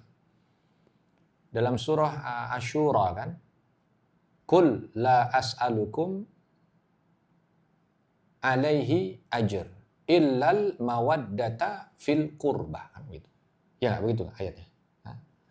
Ketika Nabi itu ditekan oleh orang-orang Quraisy kala itu, ya, begini, Nabi hanya mengatakan, katakan wahai Muhammad, saya nggak minta dari apa yang aku sampaikan ini duitnya. Nggak minta ajar, nggak minta balasan. Tapi yang aku minta adalah sayangi keluarga. Ada yang mengatakan maknanya al-mawaddah fil qurba, itu bukan hanya sekedar mawaddah fil qurba lil Quraisy, tapi al-mawaddah fil qurba untuk keluarga ahlul bait Nabi Muhammad SAW. Dan itu manusiawi aja lah. Kita punya cucu. Kalau ada orang yang baik sama cucu kita, kira-kira gimana? Kan pasti akan lain kan? Senakal-nakalnya cucu kita, kalau ada yang tiba-tiba nempeleng mukanya begitu, otomatis kita sebagai kakek kira-kira rasanya bagaimana? Ya kan? Iya, tapi jangan begitu. Kan begitu kan? Itu sesuatu yang fitrah aja sih. Karena Nabi itu untuk menunjukkan bahwa beliau juga manusia, bukan malaikat. Ya kalau namanya punya anak, ya sayanglah sama anaknya. Nggak ada ibu-ibu itu yang lagi pada di puskesmas mau lagi imunisasi terus anakmu kok lebih bagus ya dari anak, nggak pernah begitu itu. Walaupun anaknya itu mungkin ya pokoknya ini anak yang ganteng sendiri, anak yang begitu, yang lain itu jelek udah. Kenapa? Ya anaknya. Ya nggak ada anaknya kok jelek, anaknya apa. Ya itu kan manusiawi aja gitu. Makanya Nabi SAW minta itu gitu. Nah ya kita juga begitu. Ya kita bukan haknya. Ini kalau umpama ada satu pihak yang klaim, misalkan Syiah yang mengklaim bahwa mereka yang lebih cinta Ahlul Bait, ya itu klaim aja lah. Ya namanya klaim kan ya memang karena dulu awalnya mereka namanya Syiah itu adalah Syiatu Ali, pendukung ya. Syiah itu artinya pendukung. Ya, Syiatu Ali adalah pendukung Ali ya ketika terjadi problem ya di masa kekhalifahan Ali bin Abi Thalib dengan para sahabat yang lain. Tapi intinya ya apapun yang terjadi di perang Siffin itu yang akhirnya ada kelompok yang disebut dengan Syiah. Kalau dia mengatakan bahwa kami ini Ahlul Bait ya itu statement yang seolah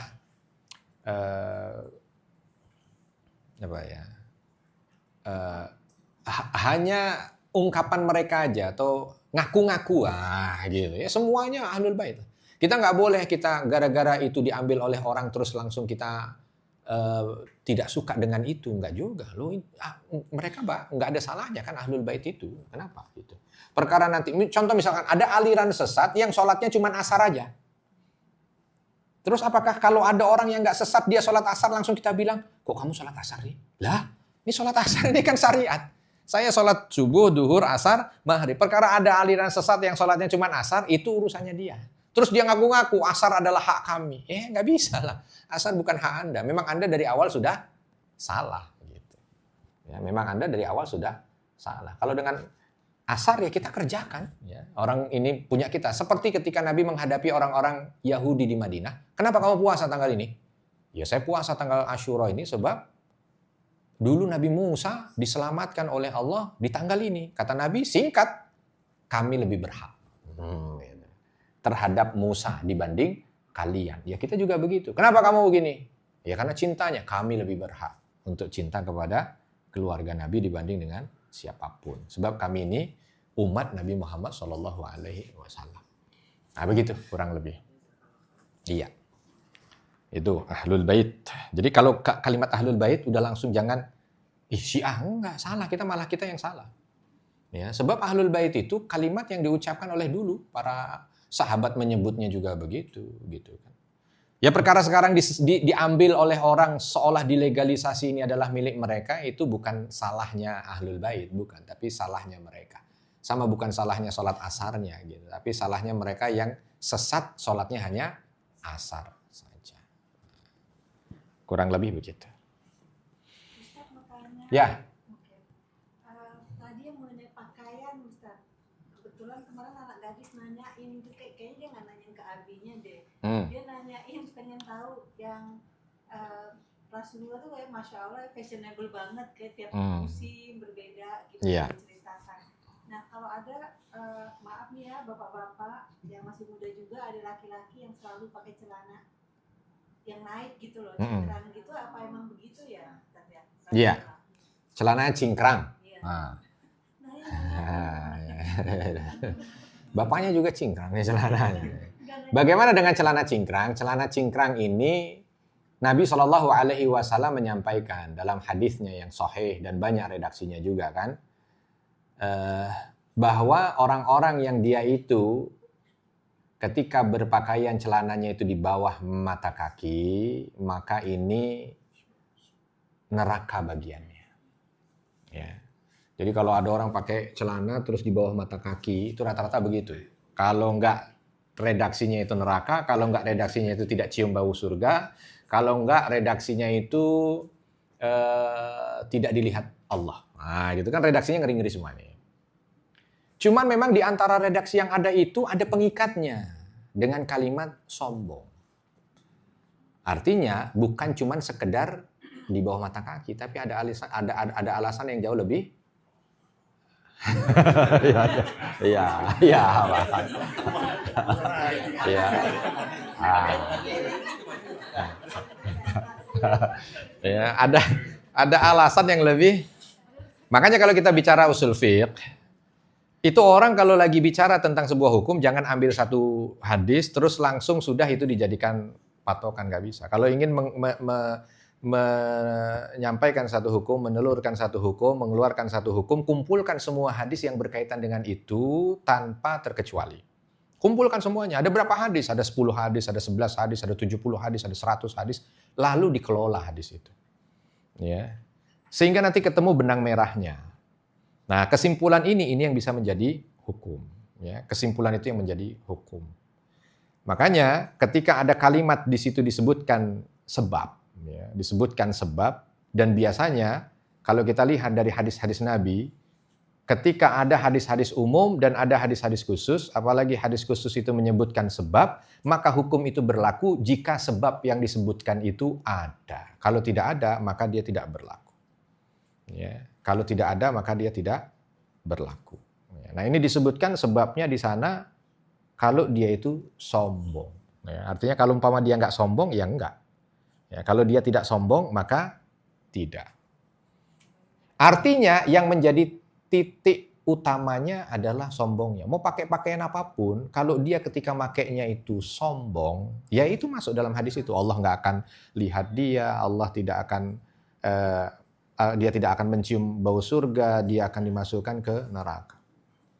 Gitu. Ada orang yang misalkan contoh di bawah mata kaki sombong, ya dapat itu. Atau di atas mata kaki sombong, ya sama. Bukan masalah di atas atau di bawahnya, tapi sombong atau tidaknya. Sebab pada masa itu orang itu kelihatan sombong atau tidak kalau pakaiannya menjulur. Adat pada masa itu begitu. Kalau sekarang ini orang disebut pakai pakaian sombong kalau apa? Bermerak, terus apa lagi mungkin? Apa lagi misalkan yang identik dengan sombong apa ya kira-kira ya? Bermerak boleh, terus mungkin ada lagi selain bermerak yang menunjukkan ciri khas tertentu misalkan. We are the yellow jacket. Nah, yang enggak ini kan contohnya gitu ya. Wah, biasa. Gitu. Ya, makanya ketika orang umroh itu yang lelaki hanya diperbolehkan untuk memakai 2 kain putih. Tujuannya satu, bukan apa-apa. Ya. Urusannya adalah supaya dia tidak ada kesombongan ketika dia melaksanakan aktivitas tawafnya. Ya, kurang lebih begitu. Nanti detailnya harus belajar usul fikih. Tapi intinya kurang lebih begitu. Ya. Ya. Hah? Iya, betul. Sombong itu bukan dengan sesuatu yang mahal. Salah ya. Ada seorang sahabat tanya kepada Nabi, Rasul, ini ada sahabat kita pakai pakaiannya bagus, sendalnya bagus. Apakah dia sombong? Kata Nabi, bukan. Sombong itu batarul haq wa ghamtun nas. Itu sombong. Sombong itu bukan pakai pakaian yang bagus, mahal. Disebut sombong, bukan. Batarul haq ghamtun nas. Batarul haq itu menolak kebenaran, ghamtun nas itu ngehina orang. Ada kalanya orang pakai pakaian yang mahal, sombong ada. Begitu ngelihat orang lain, pakaian gitu banget sih. Nah, itu sombong berarti. Tapi ada orang yang pakai pakaiannya itu murahan, sombong juga ada. Bisa. Ada ketika dia menyalahkan orang lain. Pakaian kok mahal-mahal, kayak saya dong. Nah, itu kan berarti sama menyalahkan. Yang nggak boleh menyepelekan. Nggak boleh menyepelekan, nggak boleh menghina orang lain. Nggak boleh melihat orang dari pakaiannya. Batarul haq itu begitu, melihat orang dari pakaiannya. Ya, begitu yang datang menasehati orang yang kelihatannya pakaiannya itu nggak boleh. Artinya begini sebenarnya, tidak boleh melihat seseorang itu dari fisik, gitu ya. Tidak melihat seseorang itu dari penampilan, tapi melihatnya itu dari imannya. Ini kadang-kadang ada orang kan yang ketika saya itu mau diceramahi hanya sekedar dengan orang yang dia itu pakaiannya compang-camping. Wah, gitu. Kok bisa? Iya, sebab kalau orang sudah pakai pakaian yang bagus-bagus itu, itu mah orangnya aja udah cinta dunia, mau nasihatin saya. Ya itu sombong namanya. Itu sombong. Atau sebaliknya, Saya itu maunya kalau yang nasihati saya itu levelnya di atas saya. Nah, itu sombong juga. Ya. Makanya senyum itu bisa menggambarkan kesombongan, bisa. Begitu di kantor ketemu bosnya gitu ya, CEO ketemu 7 meter. Wah. Masuk lift, begitu keluar lift ketemu OB, senyum sih tapi nah, ini nih beda nih senyum cuma setengah senti. Itu sombong namanya. Membedakan orang hanya dengan dunianya. Nah, itu kan masalah. Ya nggak boleh itu begitu, makanya kalimat batorul haq wa ghamtun nas itu di situ letaknya. Kita itu mau gunakan dunia ini mau kayak apa? Nggak ada batasannya, nggak ada perintah dan larangannya. Kalau cuma sekedar dunia, yang nggak boleh adalah tadi muamalahnya. Kalau muamalahnya itu dia ada menghina orang, ada menolak kebaikan gitu ya, lalu mengkasta-kastakan kebaikan itu hanya datang dari kelompok tertentu, nah itu kita udah sombong. Ada orang yang menggunakan pakaian yang menurut dia adalah pakaian takwa tapi sombong, ada. Ya, pakai baju kok, pakai gamis.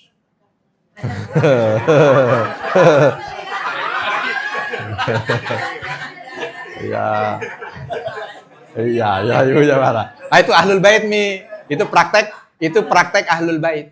Ya, kalau ahlul bait itu begitu kan. Iya. Pakai koko, pakai gamis, pakai apa lagi biasanya sih yang mengidentikan soleh itu kalau di tempat kita apa ya? Sarung. Oh, itu udah pokoknya. Sorban. Sorban. Ya, itu bisa loh. Dia jadi sombong bisa. Walaupun kemungkinan kecil. Insya Allah kalau orang udah pakainya begitu soleh. Tapi untuk jaga-jaga. Terus ada orang yang pakai dari ujung sampai ujung bermerek. Misalkan contoh. Sombong, bisa sombong. Ya. Yang nggak bermerek juga bisa. Ada yang mereknya belum sempat ditempel, udah sombong. Ya, ada juga bisa. Ya bisa. Karena dia tidak melihat dari atribut. Ya. Makanya perlu ditanya itu kalau gitu ya. Kan kalau umpama ada orang kan yang bukan masalah mau sombong, cuman karena fungsionalnya saja. Ya kalau karena fungsionalnya lain ceritanya. Tapi intinya sombong bukan karena bagus atau tidaknya, ya. Tapi sombong itu karena muamalahnya kepada manusia, gitu. Jadi kalau ada orang yang pakainya itu yang bagus gitu ya, terus langsung yang lihat sombong. Padahal dia yang sombong waktu itu. Sebenarnya yang sombong dia, ya, karena dia belum sempat tanya, Pak, sombong nggak? Ya kalau kata orangnya nggak sombong, jangan ngomong sombong. Orang-orang yang nggak bilang sombong, kita bilang sombong. Iya kan? Nah itu kadang-kadang ada banyak orang yang mengucap sombong, padahal dia lagi sombong. Ketemu orang sombong.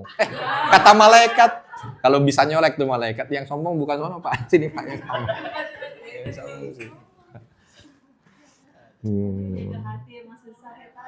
Ya, jaga hati lebih susah daripada jaga rekening. Ya, bisa. Ustaz mau tanya, Ustaz, itu Ka'bah itu kenapa ada di Mekah? Dan kenapa kalau kita tawaf berlawanan dengan jarum Jam? Itu ada rahasia apa? Iya. Karena rahasia maka tidak saya ungkap. Sebab ada rahasia. Kenapa Ka'bah itu ada di Mekah? Kayaknya dulu di pertemuan keberapa ya kita sebutnya? Oh, belum gabung ya, Bu? Ya, maklum. Saya kalau dulu pernah kita bahas, letaknya itu ada di tengah. Ka'bah itu karena letaknya itu posisinya ada di tengah gitu. Kalau mau ke sana, kemari segala macam ya. Nah, itu teori lah. Kalau kita lihat dalilnya memang kenapa ada di Mekah, ya kita tidak bisa temukan secara tekstual lah kalau kita bicara tentang dalil. Tetapi kalau kita mau bicarakan tentang hikmahnya, ya diantaranya yang disampaikan oleh para ulama, ya seperti itu. Dia letaknya ada di sentral, ke kanan, ke kiri, utara, selatan, bisa. Dan itu untuk menunjukkan bahwa apa yang dipilih oleh Allah itu tidak selalu selaras dengan manusia. Makanya dipilih di padang tandus, yang kadang-kadang manusia ini kebanyakan melihat sesuatu yang nyaman, itu yang lebih punya nilai gitu ya. Makanya contohnya kalau umpama jamaah haji dibikin polling, selesai jamaah haji disuruh QRIS gitu ya, barcode, terus ada polling di sana. Tahun depan kira-kira hajinya mau tetap di Mekah apa ke Swiss? Kira-kira jawabannya apa? Pilihannya kemana? Pasti ke Swiss. Ya, kalau disuruh pilih. Kenapa? Karena lebih nyaman, lebih dingin. Ini di Arafah panas, tandus. Di Mina juga begitu, ya. Nggak ada sesuatu yang mungkin menjadi sesuatu. Mekah itu apa sih tujuannya? Cuma satu, Ka'bah. Kalau nggak ada Ka'bah, nggak ada orang mau datang ke sana.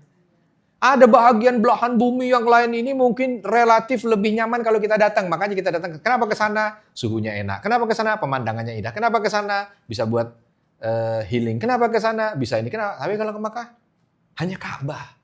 Seolah Allah ingin memberikan isyarat. Memang kalau udah namanya Allah, pilihan Allah, semua manusia harus ngikut. Itu satu. Yang kedua, sengaja nggak mau dibikin yang lain. Hanya fokus di situ. Kebayang kalau Ka'bah itu ada di Swiss. Maka orang ya ke Ka'bah sekalian ngeliatin ada sekalian-sekaliannya itu. Itu jadi menyekutukan. Ya walaupun sekarang juga sudah sama. Ada jamaah itu yang begitu datang ke sana baru masuk hotel selesai umroh yang ditanya, toko abaya murah di mana? Nah, yang ditanya bukan mana pintu menuju ke masjid tapi sama aja sebenarnya.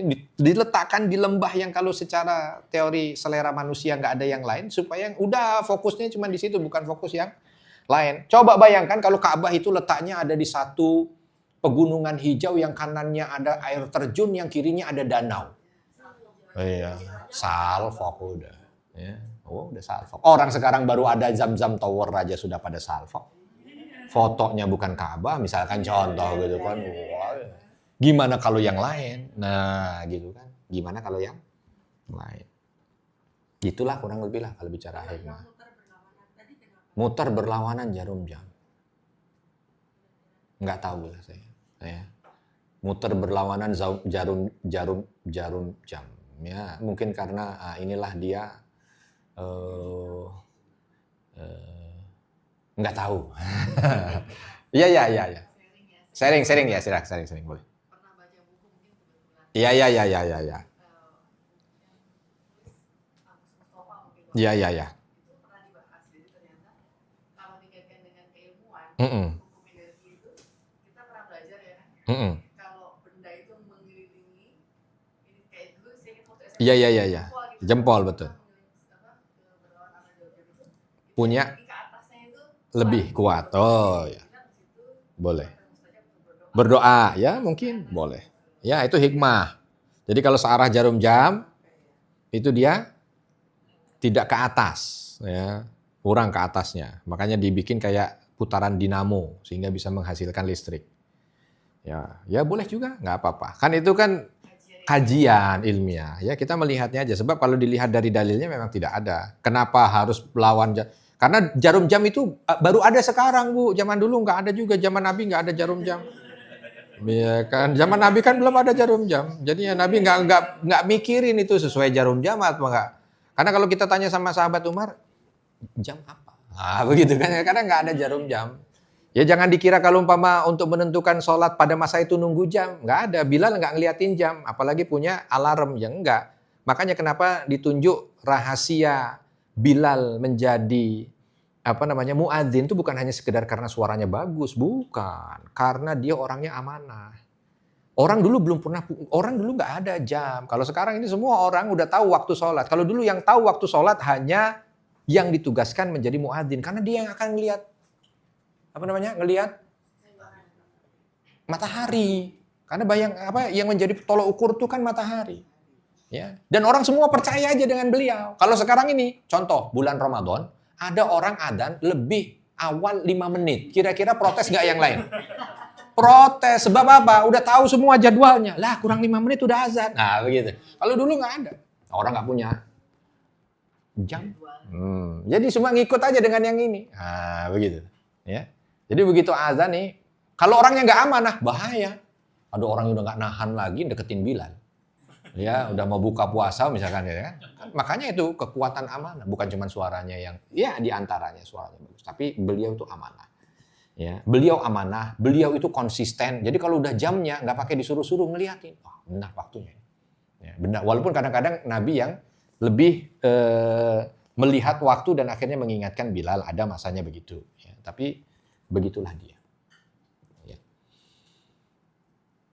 Itu kurang lebih. Ya. Ya, waktunya habis. Ada pertanyaan lagi? Baik, bismillah ya. Mudah-mudahan edisi spesial Maulid Nabi Muhammad SAW ini bisa menghadirkan kebaikan. Mumpung ya, Bapak dan Ibu, Maulid Nabi. Maka isilah Maulid Nabi ini dengan hal-hal yang baik. Ya, karena kalau kita main perasaan, kita sendiri saja, kalau ada orang yang dia itu memperhatikan hari lahir kita saja, kita sudah senang. Ya, tiba-tiba ada orang di saat orang lain tidak ada yang memperhatikan hari lahir kita, tiba-tiba ada orang datang ngucapin selamat sambil ngasih hadiah 2 triliun gitu. Itu kira-kira gimana rasa kita? Nah, ya bukan 2 triliun ya, tapi rasanya. Karena ada orang itu ada suami istri marahan, mohon maaf, ada suami istri marahan sebab karena suaminya lupa kalau itu hari lahir istrinya. Ada begitu. Ya. Loh, hah? Iya. Hah? Kamu 3 hari yang lalu ya ulang tahun. Itu aja udah rasanya. Gitu. Apalagi kalau yang lain dia tahu, yang lain dia memberikan selamat, pasangannya dia enggak. Itu gimana rasanya? Ini ada orang yang gitu rajanya yang ulang tahun, kayaknya selamat raja. Apalah artinya raja? Gitu.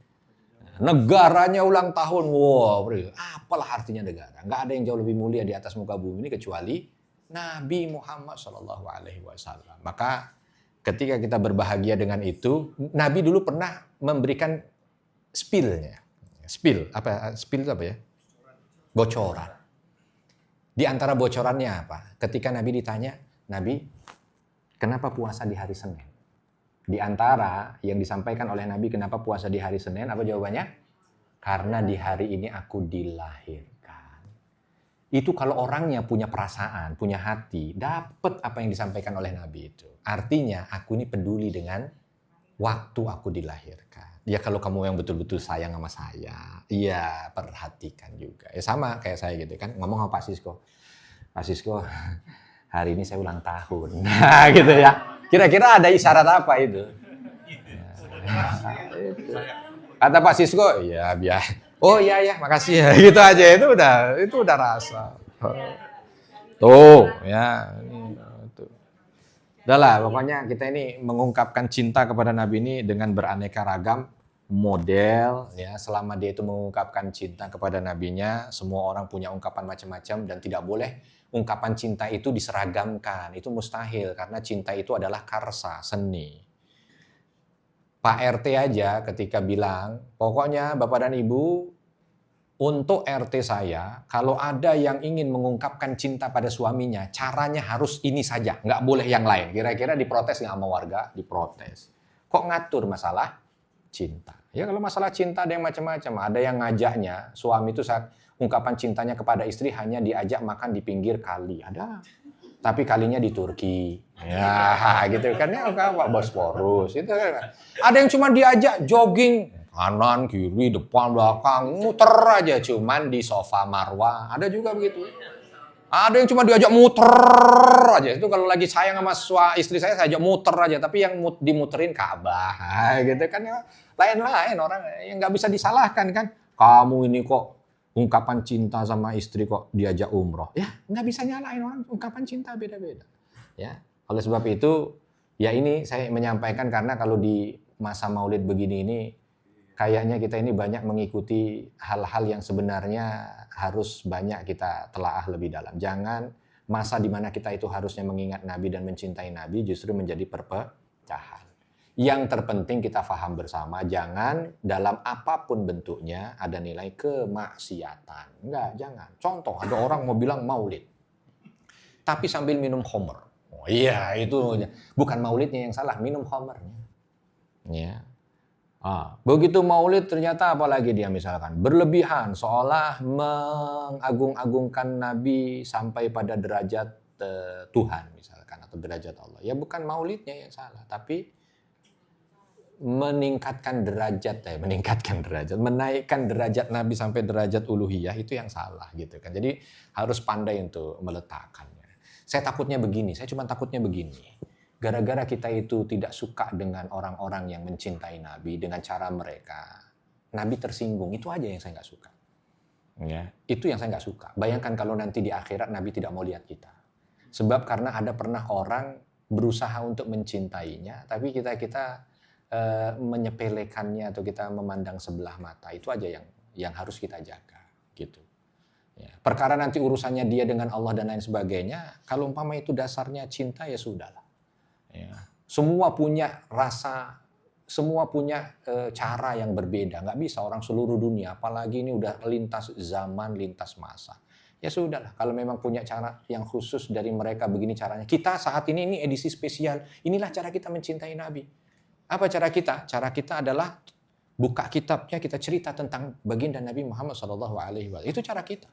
Ya perkara nanti ternyata cara yang lain di sana bukan begini cara mencintainya, caranya cuma hanya orang diminta datang, habis itu dibagi-bagi Innova satu-satu, ya itu cara dia.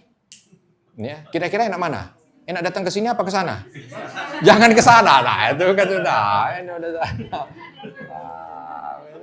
cara cinta macam-macam. Ya, cara cinta macam-macam gitu loh. Ya, nah itulah, jangan kita salah dalam bersikap. Mudah-mudahan edisi spesial ini bisa membuat kita dilirik Nabi SAW. Ada umatnya nun jauh di sana dari Madinah, menyisipkan waktu setiap bulan 2 kali untuk membahas tentang kisah beliau. Iya, bukti karena cinta kepada Nabi SAW. Mudah-mudahan ini yang menjadi salah satu bekal kita. Tidak ada manusia di atas muka bumi ini yang jauh lebih mulia dari Nabi Muhammad SAW. Sehingga mudah-mudahan mereka-mereka yang meluangkan waktu untuk mewujudkan cinta itu akan mendapatkan kebaikan dari Nabi. Ada seorang sahabat pernah bertanya, Ya Rasulullah, mata sa'ah? Ya Rasul, kapan kiamat? Nabi nggak jawab kapannya. Nabi hanya jawab, Mada ista'adatta laha. Apa yang kamu udah siapkan untuk kiamat itu? Nabi hanya bilang begini. Orang ini hanya bilang begini. Hubbak. Yang aku siapkan hanya cintaku padamu. Kata Nabi singkat. Anta ma'aman ahbabta. Kamu nanti di surga bersama dengan orang yang kamu cintai. Ada orang yang masuk surga itu hanya karena cintanya kepada Nabi SAW. Maka kalau disebut masalah Nabi, hati-hati. Disebut ada hal-hal yang dia itu menunjukkan kecintaan, hati-hati. Saya kadang-kadang agak sedikit merasa kecil ketika keluar dari Masjid Nabawi itu, kan kalau umpama kita yang laki-laki habis dari Raudhah terus kita ke makam Nabi terus kan keluar. Kadang-kadang saya sempatkan untuk melihat di depan. Kadang-kadang saya merasa, ya Allah, ada orang yang di depan makam Nabi itu sambil melihatnya itu sambil betah banget lama dia nangis gitu. Cuman berdiri nangis aja, gitu. Nggak ngapa-ngapain, cuma berdiri nangis. Alangkah mengerikannya ketika ada orang yang bilang, ya akhi, nggak ada contohnya begini. Coba bayangkan, dia berdiri di situ cuma hanya melihat makam Rasulnya dan dia nangis karena bukti cintanya. Lalu ada yang mengatakan, kamu jangan berdiri di sini, tidak ada tuntunannya. Bagaimana? Orang datang dengan cinta. Orang datang dengan cinta. Ya, nggak kebayang tuh bagaimana yang dicintai itu. Ada yang begitu jalan baru sampai di depan nangis. Ada juga yang begitu. Ada beberapa orang kan yang hatinya itu lembut. Baru ngelihat pintunya Nabi aja, pintu makamnya Nabi, bundaran, nangis dia. Terus tiba-tiba kita bilang, nggak boleh begitu. Dulu para sahabat juga nggak begitu. Nah, perasaan orang lain. Para sahabat melihat wajah Nabi langsung. Kita tidak melihat. Kita hanya dengar namanya. Kita hanya dengar ceritanya. Kita hanya dengar kemuliaannya. Yang betul-betul kita harapkan supaya kita bisa berjumpa dengan Nabi. Tiba-tiba kita begitu lewat di depannya. Menangis, bukan apa-apa. Nangisnya hanya karena cinta kepada Nabi. Tiba-tiba ada orang yang bilang, gak boleh cinta kepada Nabi caranya begitu. Gimana? Cinta itu bukan satu cara. Cinta itu berbagai macam cara. Ya. Kita di sini aja nangis nyebut nama Nabi. Ada orang yang ketika disebut nama Nabi. Ya gak apa-apa, itu cara cintanya. Bilal bin Rabah nangisnya ketika menyebut nama Nabi gak bisa lanjut ini. Kalimat Muhammadnya itu gak bisa lanjut. Ketika ditanya kenapa? Karena cinta. Ya, kalau memang cinta ya sudah cinta. Ya. Maka bulan ini bulan yang kita sama-sama untuk bisa sama-sama memotivasi satu dengan yang lain, mencintai. Ya, jadi kita sama-sama bahagia, ya Allah, ada umat Nabi-Mu ini yang begitu cintanya kepada Nabi-Mu dengan caranya. Ya, dengan caranya, karena cara itu beraneka ragam. Ada orang yang datang dari ujung timur, dari Cina, mungkin ungkapan cintanya begini. Ada yang datang dari sana, ungkapan cintanya yang begini. Dan Nabi SAW tidak pernah memarahi mereka-mereka yang ketika Nabi hidup itu mengungkapkan rasa cintanya. Ya. Ini cinta. Cinta itu urusannya hati. Cinta itu yang akan menghasilkan sesuatu. Ya. Dan semua yang dihasilkan dari cinta pasti akan lain.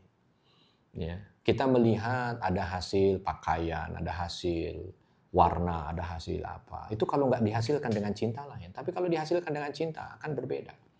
Ya, dan orang akan satu dengan lain nggak boleh bikin seragam. Ya. Kalau namanya cinta, mungkin saya cintanya begini. Ya. Cinta saya untuk bahagia, ya Allah di hari ini kau lahirkan manusia mulia yang sampai dengan detik ini aku pingin sekali ketemu dengan dia. Rasa cintanya cuma bagi-bagi orang, bagi-bagi permen misalkan kan, atau bagi-bagi kebahagiaan. Ini kamu makan sekarang, kamu apa? Di dalam hati ngomong ya Allah, kenapa? Karena bahagia aja. Karena bahagia gitu, di hari ini ada manusia paling mulia di atas muka bumi ini dilahirkan ke atas dunia. Jangan sampai kita hanya kelahiran cucu bahagia. Ini kelahiran manusia paling mulia. Ya, manusia paling mulia. Ya. Jangan sampai hari itu hanya biasa-biasa aja. Kalau saya begitu. Sebab ini manusia paling mulia. Gak ada yang paling lebih berhak lagi untuk kita. Bahkan diri kita sendiri. Kalau diri kita sendiri nggak ada orang mengucapkan, biarin, nggak ada masalah. Tapi kalau untuk Nabi, jangan. Ini Nabi manusia paling mulia. Manusia yang, nggak terbayang itu bagaimana ketika kita nanti diizinkan untuk bisa bersama dengan beliau di syurga. Ya karena sudah ada tisu, jadi ya udah pakai tisunya aja lah ya.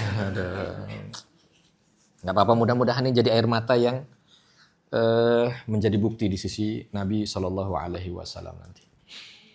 Alhamdulillah, kita lanjut insyaallah di materi berikutnya. Sekarang kita tutup dengan kafaratul majlis. Subhanakallahumma bihamdika asyhadu an la ilaha illa anta astaghfiruka wa atubu ilaik.